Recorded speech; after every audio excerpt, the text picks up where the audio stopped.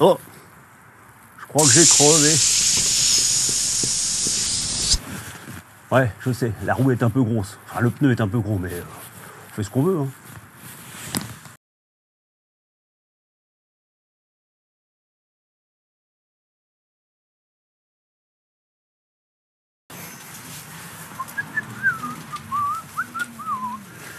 Hop là.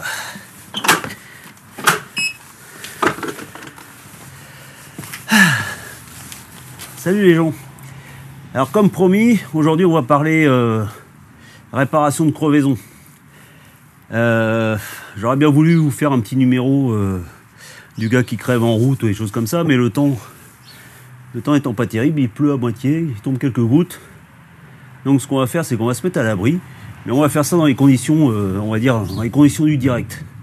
C'est-à-dire que je vais employer que ce que j'ai dans mon sac à dos. Donc je vous prépare ça, on se retrouve tout de suite à l'intérieur.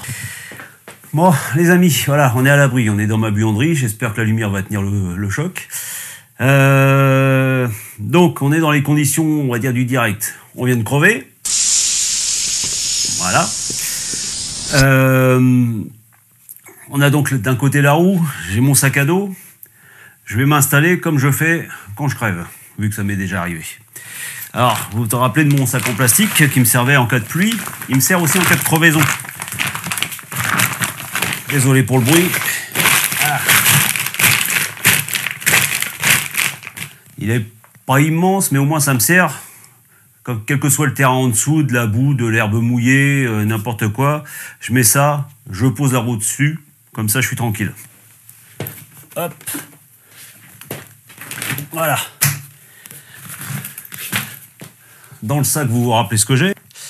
Il y a une chose que j'ai oublié de vous parler.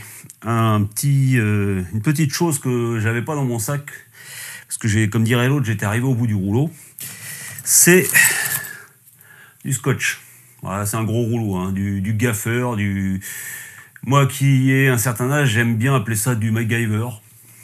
Je vous laisse chercher la référence pour ceux qui connaissent pas. Donc dans mon sac, j'ai ça.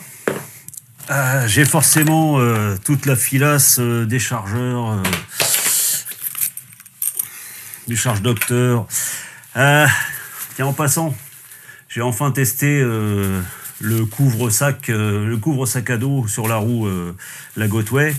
Pas de problème. Les boutons, les prises, tout ça, tout c'était à l'abri de l'eau et malgré le peu de place qu'il y a, ça tient. Donc c'est testé et approuvé. Donc j'ai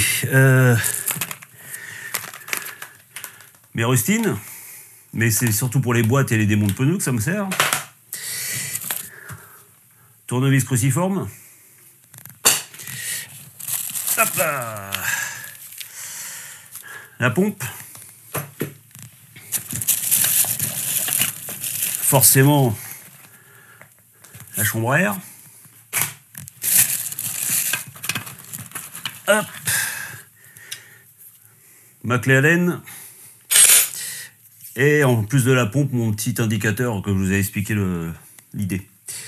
Donc voilà, on a tout ce qu'il faut.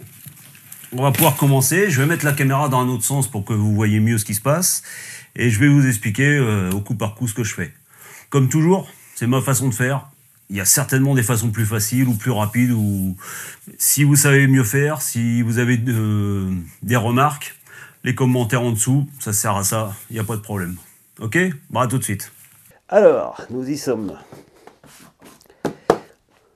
Alors, la première chose que je vais faire, on va faire ça tranquillement, c'est que vous avez de ce côté-ci des vis d'assemblage, le trolley. Donc il faut commencer par démonter la poignée du trolley et enlever ces vis-là. Parce que le but, c'est de pas tout démonter. Il faut avoir accès juste au pneu et à la chambre à air. Donc, on va commencer par le trolley, le cruciforme.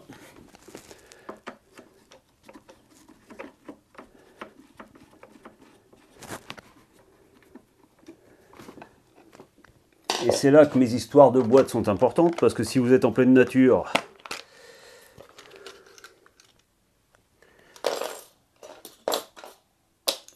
Si vous perdez des démons de pneus, c'est pas très grave.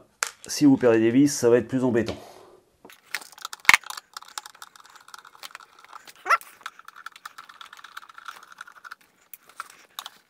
Ah, il semblerait que mon trolley a quelques petits soucis. Hop, ça c'est fait. Voilà. Effectivement, commence à casser la boîte, la poignée. On verra au remontage. Voilà, ça c'est fait. Alors, maintenant, vous avez 1, 2, 3, 4, 5, 6, 7, 8 vis d'assemblage. Je vais enlever mon petit garde-boue. Hop. Voilà. Alors, une vis à la fois, le plus loin possible.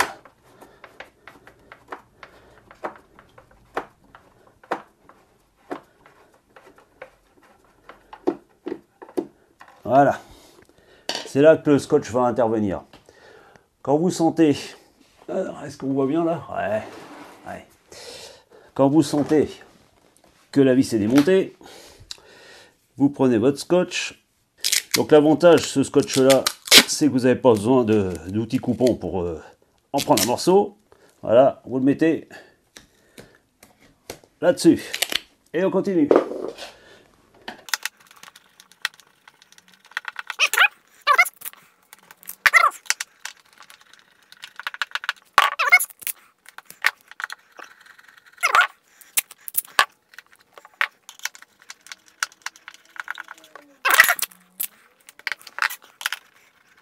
L'histoire des scotch, c'est tout simplement parce qu'il va nous falloir retourner la roue. Et comme vous voyez, les vis sont vraiment au fond d'un puits. C'est pas toujours évident de les récupérer. Des fois, en retournant la roue, elle ne tombe pas forcément là où vous voulez. Alors si vous êtes dans l'herbe ou dans la boue ou quelque chose, bah voilà, vous risquez d'être embêté. Donc l'idée c'est ça, c'est de dévisser les vis, mais de les laisser là où elles sont.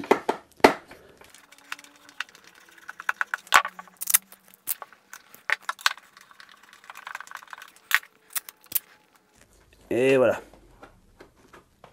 Tac. Maintenant, le délicat, il faut retourner la roue. De ce côté-là, c'est tout ce que vous avez à faire.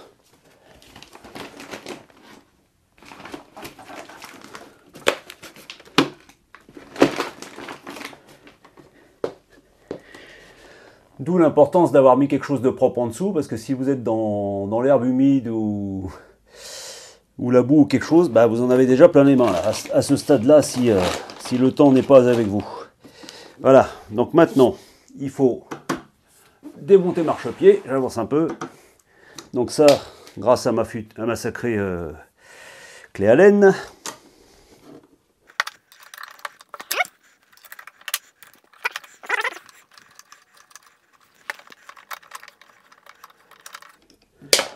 Une vis dans la boîte. On voit la boîte. Ouais, on voit la boîte.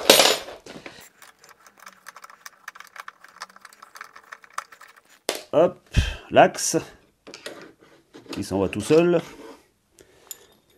Ok. Alors là, il faut faire attention parce que vous avez des petites entretoises ici. Il ne faut pas les perdre. Voilà.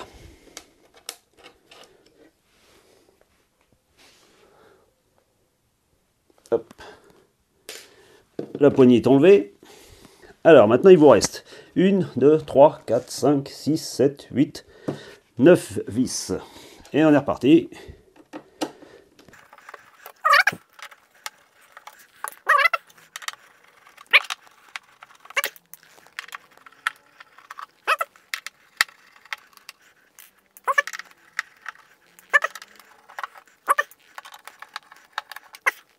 Ah, j'allais oublier ces deux-là.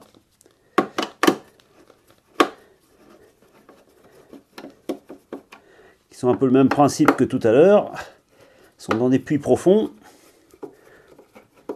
Donc je desserre à fond. Et je remets un bout de scotch. Hop. Hop. Voilà. Voilà. Donc, toutes les vis du flanc sont enlevées. La pédale est enlevée. Maintenant, il faut réussir à attraper ça. Principe. Voilà. Il faut tirer un peu parce que c'est collé en dessous.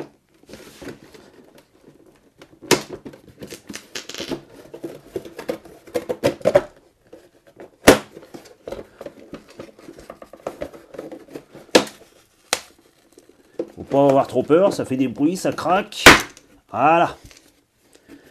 Ok, voilà. Hop, et vous voyez, les vis sont restées.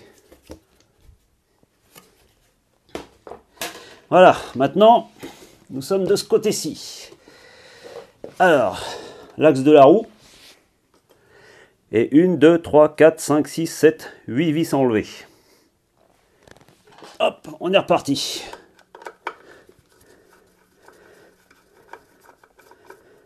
Normalement, il y a des rondelles avec. Si ça a été bien démonté.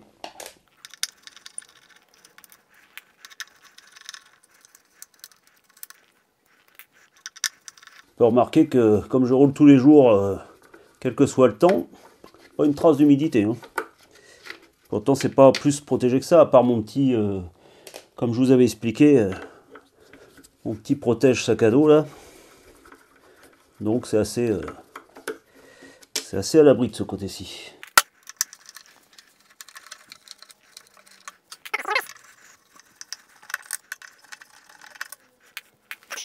Voilà. Toutes les vis sont enlevées. En principe, si vous avez bien fait les choses, on peut sortir ceci.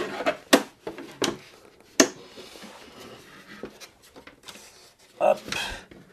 Voilà. Pas la peine de l'enlever plus loin. Vous avez donc maintenant, sans problème, accès aux pneus et à la chambre à air.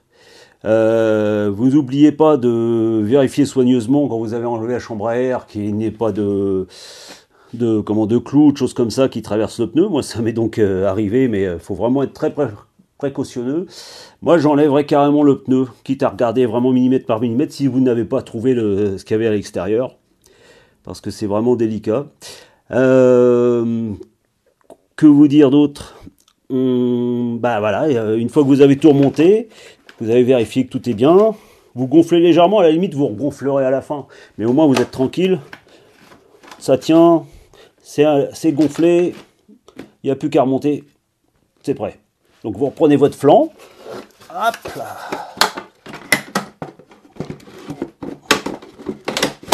Hop, faut bien vérifier que ça s'adapte bien partout, pas forcer surtout. Hop.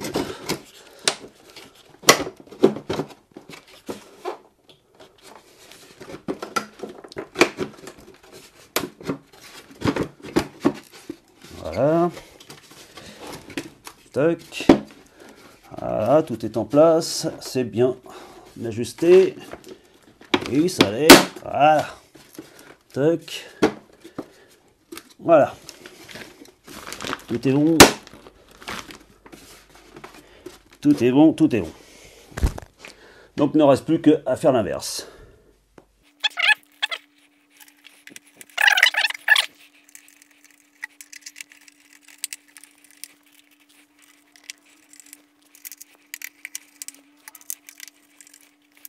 Alors c'est toujours un peu délicat hein, de crever. On se demande toujours si on va y arriver. Surtout la première fois. Première fois, on a l'impression que tout nous tombe sur les épaules. On se dit, est-ce que si je la démonte, est-ce qu'elle va pouvoir redémarrer? Est-ce que je vais rien oublier?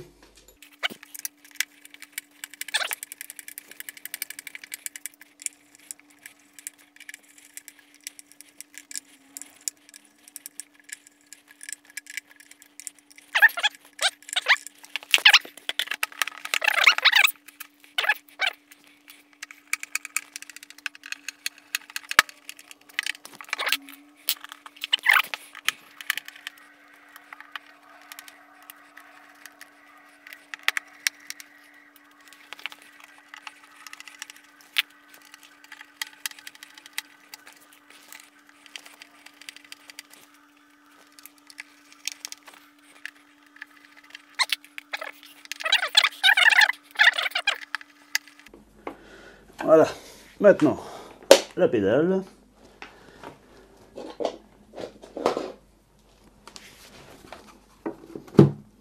L'axe, une entretoise.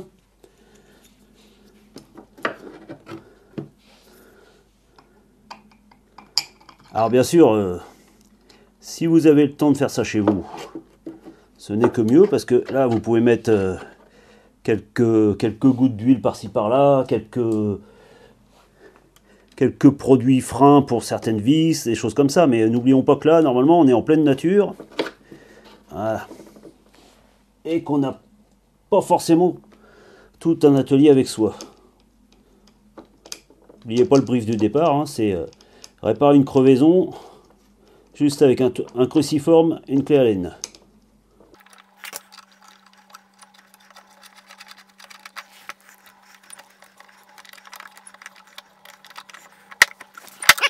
Là, c'est l'avantage d'avoir une grosse clé Allen comme ça, c'est que vous pouvez forcer. Ah, ça c'est bon. Ça c'est bon. Voilà. Ça, c'est remonté. Maintenant, on retourne la roue. Précautionneusement. Hop là.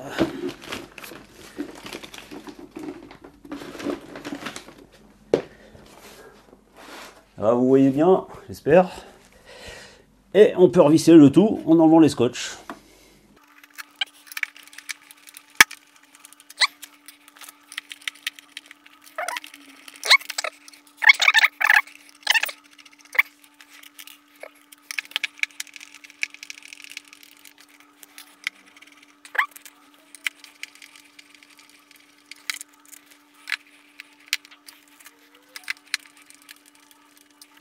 Voilà. La poignée. Tuc. Voilà. Terminé. Hop. Hop.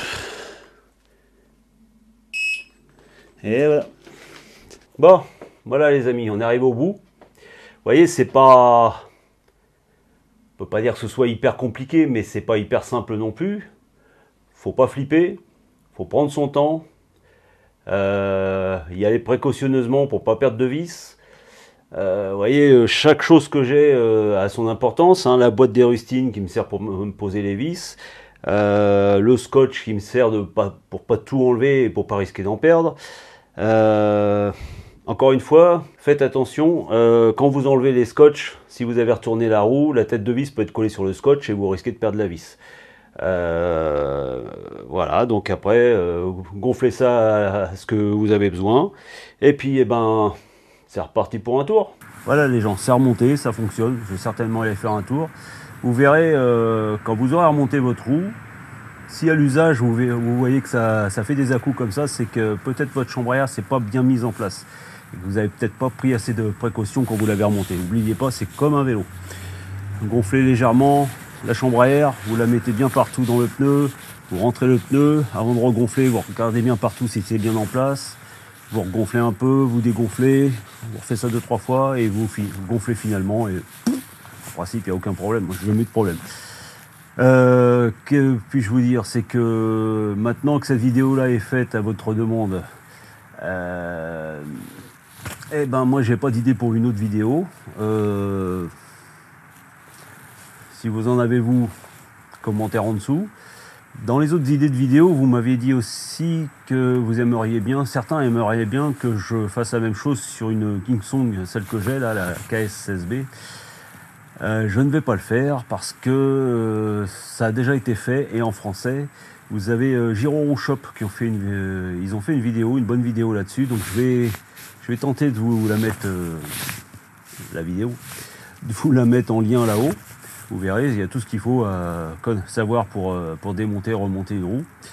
Donc ce que je vous ai montré, ça peut servir aussi juste pour changer le pneu.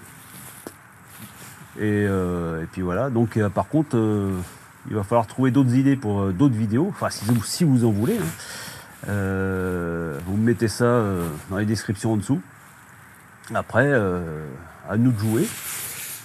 Franchement, sans sortir du cadre de la Giro, je vois pas trop ce que je pourrais rajouter de plus. Là, j'ai filmé comme la dernière fois avec une caméra, une Lumix FZ2000. Il y a peut-être, si ça a fonctionné, de quelques images avec un 5D Mark II avec un 24 mm. Mais c'est pas sûr. Et puis, voilà, c'est tout ce que je peux dire. Grimpez là-dessus, n'ayez pas peur des crevaisons, prenez du plaisir, et puis à la prochaine les gens. Salut!